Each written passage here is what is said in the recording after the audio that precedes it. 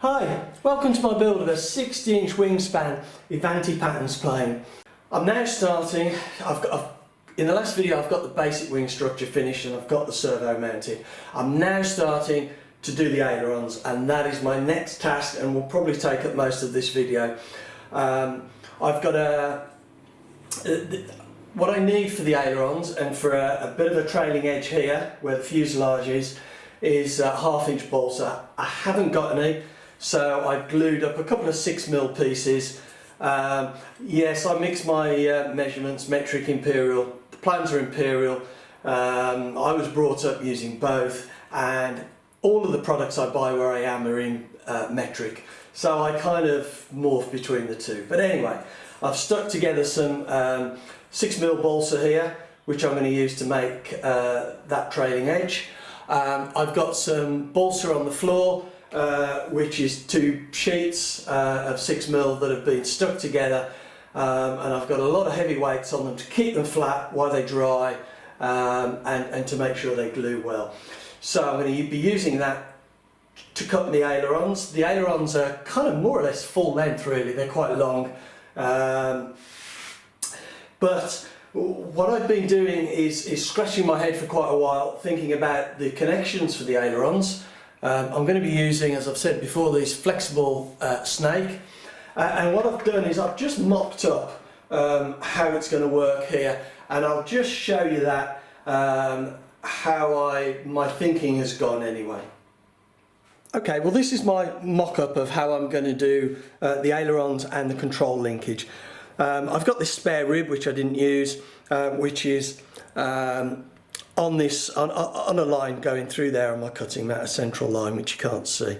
And I've done just move this, and I've done a mocked up slice of an aileron there, which again follows through on that line. And we've got a line here that goes through the hinge point. Now ideally we want to have the linkage for the control horn on that line there.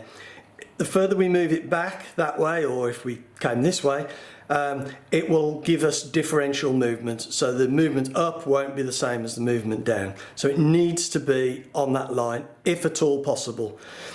I've also got my flexible snake, and I've just CA'd that in place on what I think is a suitable angle, and I've moved the control horn into place, just resting on a piece of 10mm balsa here, just to hold it flat, and that is more or less the closest I can get to the back of this aileron, which doesn't actually give me, if I go through into the second hole there like that, it's almost on that line, and I think it's close enough. It would be nice if I could come slightly further this way.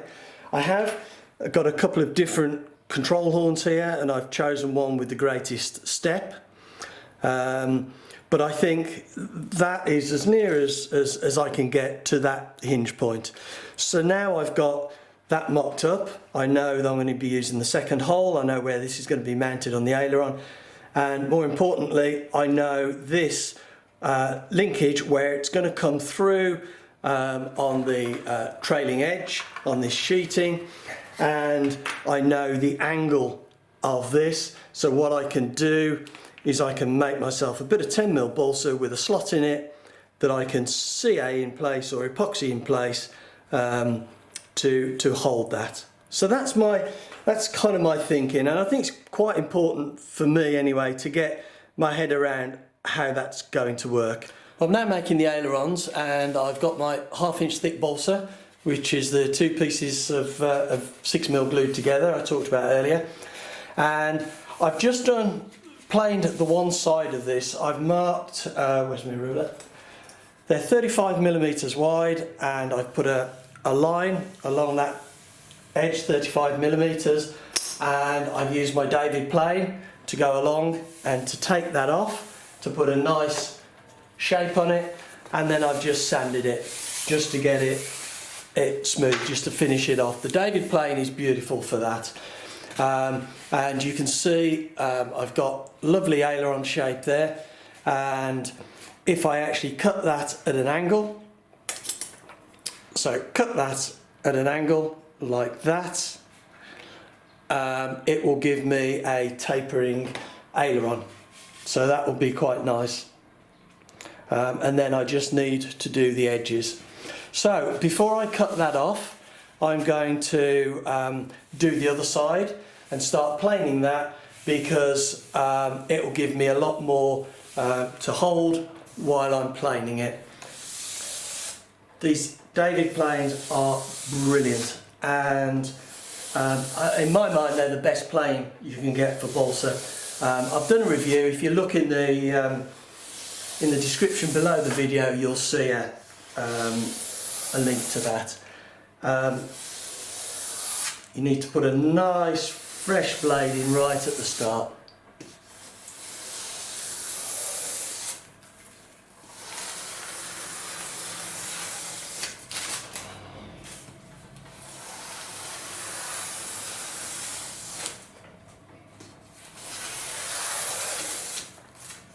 Okay, and there we have the second side done, and I've left that quite thick. I don't want to take it down too thin, and I'll just put a little bit of a ball nose on there.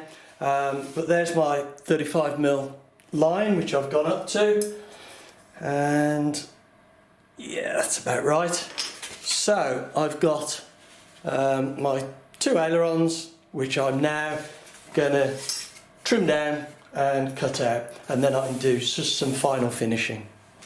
Very rewarding. I've now got both my ailerons finished, sanded, and looking quite nice. I've still got the edge just to put on this back here on the trailing edge, and also a little bit of a profile on here so that they can sit nice and snug up to there, but still got a bit of movement. The next thing is doing the aileron hinges. I've cut the piece for the trailing edge here, which I'm going to epoxy on, epoxy that into place, but I didn't want to put that on just yet because it might get in the way of doing the hinges, and I haven't profiled it. What I'm going to do is I'm going to glue that in place once I've done the hinges, and I will see how the aileron is sitting and where is the centre line, and then I will profile this to the centre line. I'm just worried if I profile that now, stick it on, it's not going to have the proper shape to it. It's going to be either too high or too low with that thin trailing edge. So I'm going to leave that for a bit.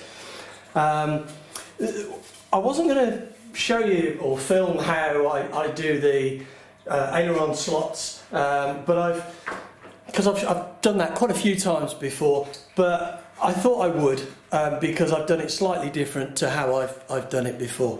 So I'll just move the camera and I'll show you how I've marked where they go. Well, we're now looking at the trailing edge of the right hand wing, and you can see there's my lines there. It shows where the hinge goes, and I've got a central line for the hinge slot. The way I worked that out was I measured the width of this trailing edge, and it's about 13.5mm. Now, to find the centre, the way I went about that was to find a piece of scrap wood that was half of that, so about 6.5mm, something like that, maybe just over.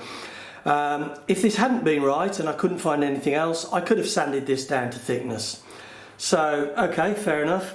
I put that on, no overlap on that top edge, just perfect, and I drew a line.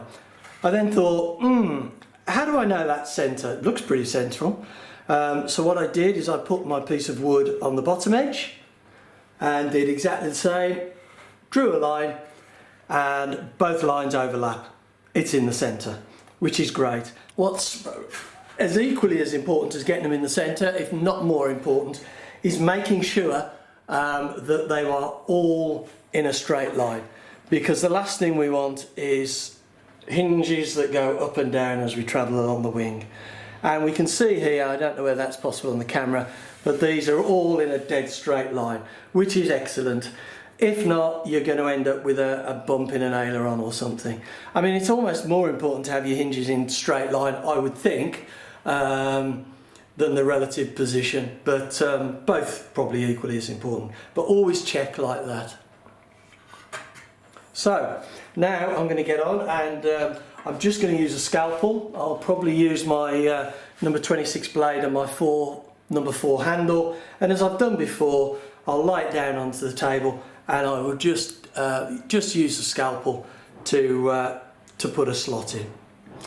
Right, well, I now have the ailerons in place, and I have the servo connected and everything working. And that seems to be running lovely and smoothly. The ailerons are just pushed on at the moment, so they'll pull off. Obviously I'm not going to be putting the hinges in and the ailerons on until the whole wing is covered. That's kind of one of the final jobs. But I need to just push them on so I can get this running. I'll just zoom in now and I'll show you the linkages and how I've done this.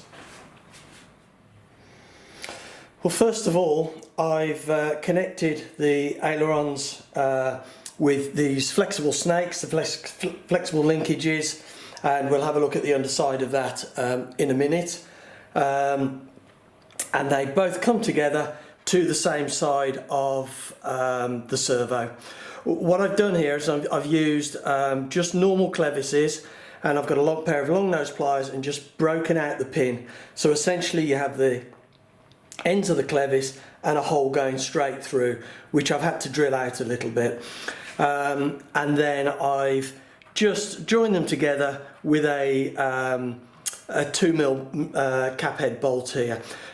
This is just pushed in at the moment. Eventually it'll be bolted up from underneath, and I'll put some lock nuts on that so it's not going anywhere. Obviously not too tight, so we've still got the movement, but you can see that works lovely.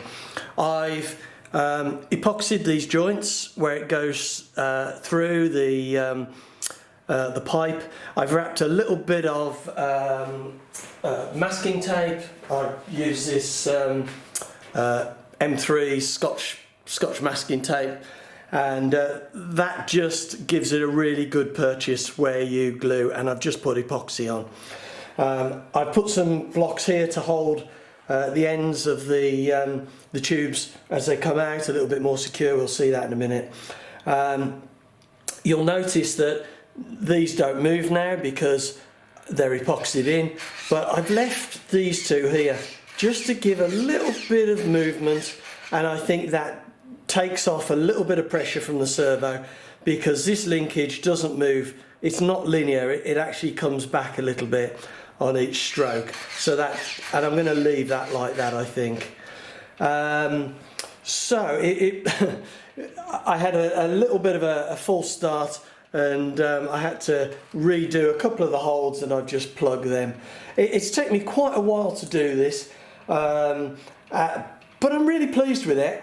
Would I do it again? Yeah, I think I would actually. I quite like it. And now I've done it once, I'm kind of know what to expect, and some of the pitfalls perhaps. But it seems to work really nice, so I'm quite pleased with that. I'll turn it over now and we'll have a look at the underside. Okay, before I just turn it over, you can see the blocks in there that are holding that pipe there, the snake, and those are a little bit more substantial with just a slot running down. And what I did is I made those. If you remember the mock-up of the rib and the angle, I made these blocks then, and doing that mock-up was really useful. It really did help. I was surprised how much it helped. One of the things that I would change if I did it again is the exit point for the snake. I would put a little bit further back. It's a little bit too steep of an angle, and I think it would probably be just a little bit better. It was okay on the pull when it drew it back, but on the push where it's pushing the aileron, the clevis comes quite low down, and it was putting a little bit of pressure on the bottom of this exit tube here. So I had to use a needle file and just sort of file that down a little bit. And originally I wanted to have a kind of this neutral point. I wanted to have the plastic finishing here, but it wasn't flexible enough, so I had to have some of the orange sticking out.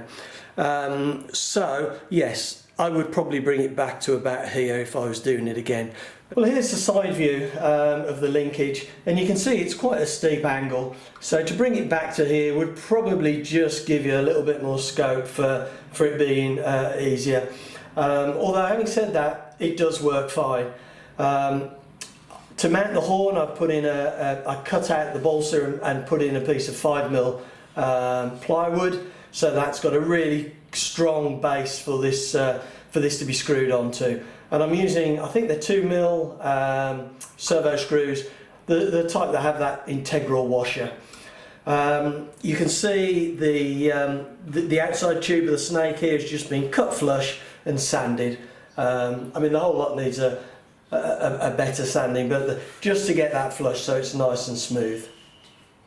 It's a technique I've never used before, and it was fiddly, but it was a really steep learning curve, and I'll definitely use this again. So there we go. So I'm going to draw this to a close now, and I think next video we're going to be getting on and doing the sheeting and the locking mechanism in the front. So thanks for watching, I really appreciate your support.